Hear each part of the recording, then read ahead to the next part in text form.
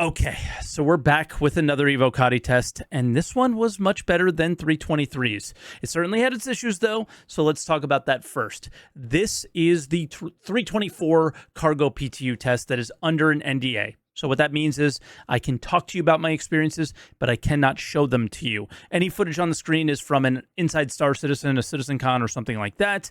Now, these tests are usually very unstable, and we were warned that this one would be, to the point where they were considering maybe taking it down early, something like that. We did end up getting 4 hours with it, but again, I'm here to tell you exactly what I experienced. Some things will be bad, and some things will be good. I'll make sure I start out with the good stuff first. But before we get to any of that, let me share with you today's video sponsor. This video is brought to you by Manscaped.com, the global leader in men's grooming tools and hygiene products, trusted by over 10 million men worldwide. Are you still using that nasty old loofah or washcloth to clean your body? If you are, you may not be fully removing all the bacteria and oils found deep inside your skin that causes body odor, clogged pores, and breakouts. That's why you should check out Manscaped's Buff Bundle, the ultimate showering kit for men who want to look and feel their best. Starting off with the Manscaped Body Buffer, this is a handheld exfoliator brush designed to help remove dead skin and unclog pores, as well as reduce ingrown hairs. It's made of 100% antibacterial silicone, and it's ready for the harshest menvironments. The Buff Bundle comes with the Body Buffer and 2 bottles of their refined body wash. The body wash is infused with aloe vera and sea salt to keep your skin feeling clean, fresh, and moisturized. It's cruelty-free, dye-free, and vegan, all scented with a cologne-quality fragrance. It's got that Manscaped smell. So ditch that dirty loofah and upgrade today, and go to manscaped.com and get 20% off plus free international shipping when you choose promo code SaltEMike at checkout. Again, that's 20% off plus free international shipping with promo code SaltEMike at manscaped.com. Now, thanks as always with engaging with the sponsors. So they're really important. They really, really help out. But with that said, let's jump into some of the good stuff. Number one, this patch wasn't as unstable as they led on to be. We crashed quite a bit, but not as much as previous Evocatis, especially not as much as 323. But most of the crashes had some workarounds to get back in, and usually that was just recopying your account. Some players in my party were locked out completely, though, which sucked, and I feel really bad for them. When you crashed, your hangar would become unstable, or excuse me, unusable, and you would be trespassing in it. So the idea there was to recopy, and then you would just go again. It was like a speed run kind of thing to try to see as much as you can before the things crash. But at times I had 30 minutes of stability with no issues and discussing with my party what we should do next. So it wasn't constant. So you were able to see things. And once you saw something and you crashed, you would just move on to the next thing and see more and more and more. So I actually got to see quite a bit, and we'll continue to tell you that stuff. Number two, like most Evo patches, this wasn't complete. So there were things that were not ready for feedback. Those things were cargo missions, commodity rebalance, and blockade runner. So let's start out with the hangar stuff. The sounds and visuals when calling a ship were incredible. Each hangar, as stated in the notes, has a different SU capacity based on its size. Now, we had a funny bug that basically we were able to spawn all sorts of different size hangars. It wasn't based off of necessarily what you owned all the time. So small, and we were basically able to find out these capacities this way. Small can hold 120 SU, medium 224, large 896, and extra large 1120. The large and extra large hangars have 2 freight elevators because there's the lifts on either side. So they wanted the freight elevators to be close to the lifts. And basically there were 4 ASOP terminals. There was 1 at each lift, and there was 1 at each freight elevator, as well as 2 freight terminals as well at each freight thing. A lot going on there, right? And the small and mediums just have the terminals next to the lift and next to the freight elevators. All hangars are in an armistice zone, so no standing your ground yet. You cannot spawn ground vehicles at the ASOPs in the city, but you can do it inside your personal hangar. Item banks are really smooth. The experience was actually not bad, but like most UI that CIG does, it's functionally kind of a pain to use. You have to click all the items on the right side, which are inside the city, and move them over to the left side with a button. So you click every item you want to use, and then you click a button to move them to the left side, and then you can press another button to basically send them to the drawer and you interact with them. I'm assuming this is definitely going to get this feedback from most players and hopefully be resolved before it goes live. But if it doesn't, like most UI things, it will eventually get updated, but maybe not right away.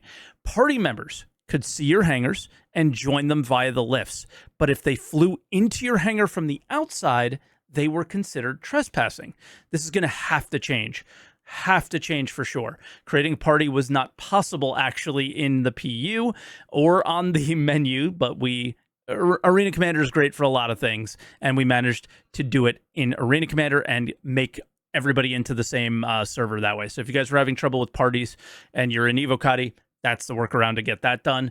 The first hangar I made it into was actually not mine because the elevators were not instanced. So it took 2 minutes to remove me from that person's hangar, and I would have been able to do some pretty good damage there, spawning things up, throwing things around it. I could have interacted with it more than I probably should. So I imagine that this will get worked out eventually as well. So 5 seconds or something, and they should head me back, and that should suffice. Like I should be able to like go in someone's hangar and go, oops, wrong hangar, and head back into the elevator, or just get kicked out directly, because I think there's a little bit too much damage you could do to somebody else's hangar if you're able to get into it for too long. Freight elevators were surprisingly good, but I didn't get to test everything I wanted to due to that instability that we had. This is what we know so far. You can send commodities to the elevator. I was never able to make it back in time before a server recovery. And again, these bricked your hangar and made them unusable. It often bricked your account, so we had to recopy. If I recopied, any cargo I bought wasn't there, right?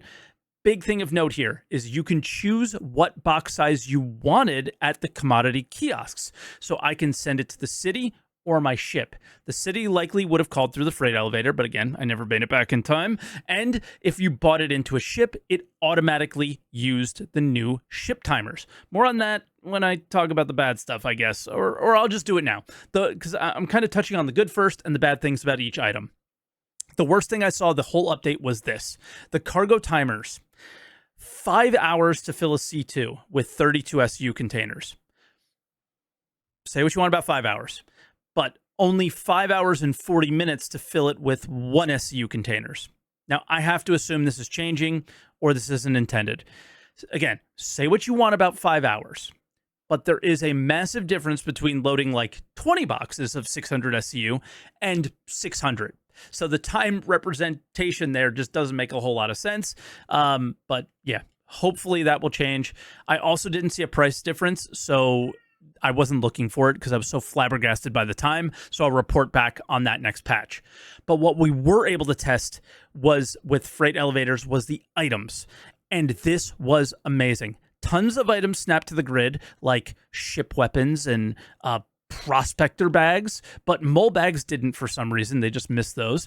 Many items were kind of like halfway through the elevator, so if you interacted with them with a tractor beam, they would fall through the floor. But in general, you see the intention there, and it's really, really good. Just the weapons were just lying on the floor. And they could snap in 2 different orientations. It was great. Tractor beams worked in the entire hangar as well, not just on the pads as we have in the current live builds. Party members could spawn their own items inside of your elevator, or take items of yours and add them to their inventory using the freight elevator. This was great. We even used both elevators in the large hangars at the same time, and it was a smooth experience. We think this will be the same for cargo, but stability, again, got in the way of that test. So I will report back on that in a future video. What didn't work was calling your own ship inside of somebody else's hangar. So it would call it inside of your hangar from their hangar. It was weird. So hopefully they resolve that one at some point. Outposts. They confirmed that there would be elevators at those locations and scrapyards as well. We can confirm this is the case. The outposts have 120 SU, just like the small freight elevators in the small hangars, and they looked exactly like the sneak peek that you're probably seeing on the screen right now. We think you have the ability to create any size box at these, but I watched through on Discord. I wasn't actually at these locations, so I can't confirm that with 100% certainty. But they worked. One of my party members purchased a bunch of 4 SCU boxes. So again, I can't confirm if you can grab 32 SCU boxes for larger ships. We hope that's not the case because we want smaller ships to kind of interact with these locations. So 4 SCUs probably better. We'll see. I cannot confirm if auto-loading was available as well, but I assume it would not. So next video, I will confirm a lot of the stuff around the outposts. Scrapyards have a different freight system. It looks like you can only send stuff down. It's a flat pad, doesn't have a roof over it or anything like that, like in the sneak peek. Not at all like the sneak peek. It looked almost more like it was pyro related. You could literally see the hangar elevator moving up and down in the mini map as well. Something pretty cool there. Also, storing your ship in a hangar that was floating, it'll just disappear. So if you floated a ship up in the air and jumped out of it and decided to store it, you could store it. It's not stuck. So that's both a positive in the way that it functions, but also a negative in the fact that it just disappears in front of you. That's something obviously CIG is trying to get away from. You could buy furniture. This is cool. It took a while for me to find it. If basically it's at Dumpers Depot or at cargo decks. But if you spawn like New Babbage that I did, guess what? There is no Dumpers Depot or cargo deck at those locations. So for you New Babbage enjoyers, these are located at Kelto, which is in the lobby of your hab, right? So you have to go down to the lobby and you'll be able to buy them there. Because it took so long, unfortunately, the test ended as I was heading to my hangar to place these down. So again, I will report back on those. The trolley is in. You can buy them at the cargo decks for 14K and they hold 12 SCU, but these just seem like for roleplay unless they're going to nerf tractor beams, which I totally hope they don't do because that would suck. There are a ton of items from single seat chairs to like even Drake flight chairs to big couches and things like that for the furniture, so there's kind of cool things. Sorry though, Fischank lovers, you can bring them up your hangar freight elevator, but you cannot use a tractor beam on them. Missions, we're not showing anything new. Like they said, they weren't for testing anyway, but there were delivery missions. So fingers crossed we can at least see their intentions maybe if we do a few delivery missions, and maybe some new cargo missions will spawn up, but we'll have to see. Arena Commander was actually some of the more exciting stuff. We tested a lot of FPS changes because we heard that there were some inertia things coming in. Side strafing like crazy is no longer a thing, but there are still some cheese movement in the game as well. I saw some of that, and it definitely needs some work. Night vision made it in, and it is really solid. So 1x to 4x scopes are in.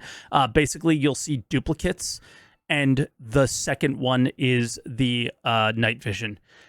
The lights will blind this, basically enhances any light that you are seeing. So if you look at lights or fire or flashlights or more, it just blinds you in the scope. So aiming down sights with these and somebody else using a flashlight will cause an issue. You can also toggle night vision on and off using shift. Seems a little OP kind of for that. Like these night vision things will be really good at. I also think aiming down sights was faster with these on than the regular weapon. Weapon recoil was way more punchy on things like LMGs, the P4, the Karna, and more. I felt like it kind of made sense, but it also was a little crazy. Might be them trying to prevent us from left-clicking all the time. I don't know. Overall, this was a really solid Evo patch. They said they wanted to rush this through to the PTU a bit, and given what I saw, I can see that happening. So people out there waiting, I think you're going to get this in your hands in a decent time frame, and I think this overall was a really good update. It all depends on if they got rid of some of these major stability issues and the fact that the hangars are borking completely once there is instability. If they don't get that done quick, it might not get in your hands quick, but if they do, it will. Again, the main thing I see is how I want to see change, basically, is how they balance the timers as well as the general hangar experience. I think it could use some work, but time will tell. This had way more polish than I expected. And in the end, yeah, I hope you guys enjoyed the video. It's like 1 a.m. for me now. I just finished recording, so I have to edit this still. So make sure you like this one. It's going to need some help, and I'll catch you guys in the next one.